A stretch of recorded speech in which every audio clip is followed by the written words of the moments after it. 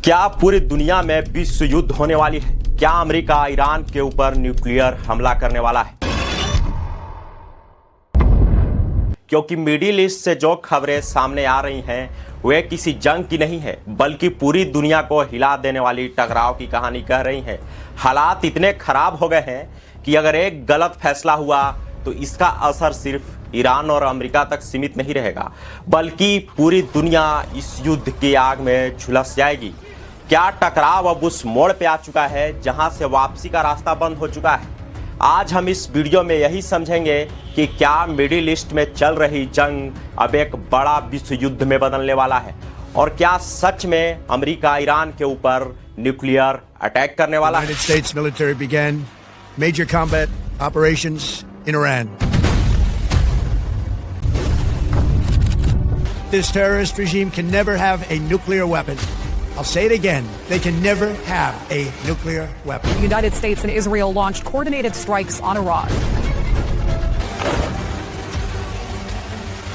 आज अमेरिका और ईरान के बीच में चल रहे युद्ध का 19वां दिन है, और इस 19 दिनों में अमेरिका बिलियंस ऑफ डॉलर झोंक चुका है, लेकिन अभी तक यह युद्ध खत्म नहीं हुआ है। और जो ईरान के नए सुप्रीम लीडर बने हैं मुज्तबा खमनई, उसने तो और अटैक को बढ़ा दिया है। मतलब कि अभी युद्ध खत्म होते हुए भी नजर नहीं आएगा। तो अब सवाल यह कि अगर युद्ध लंबे समय तक चलता है तो अमेरिका क्या करेगा?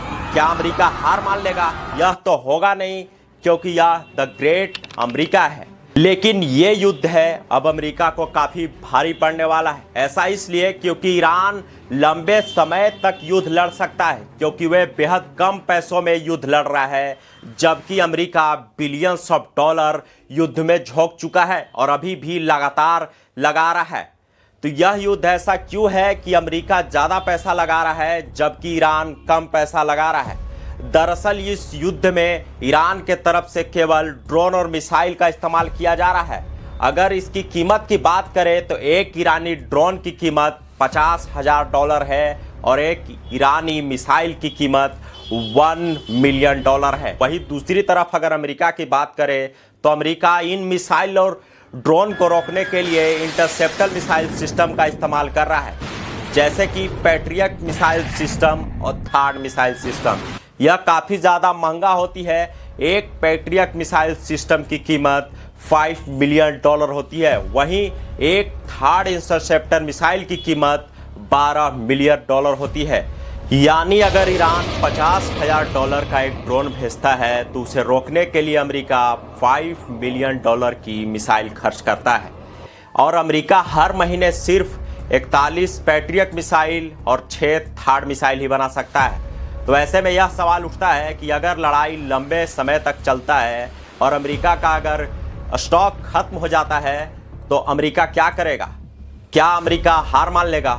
यह तो होगा नहीं। यह कोई पाकिस्तान थोड़ी है कि अगर व्हाइट हाउस गए, वहां चाय पी ली, 2 फोटो खिंचा ली तो उसे कूटनीतिक जीत बता दे।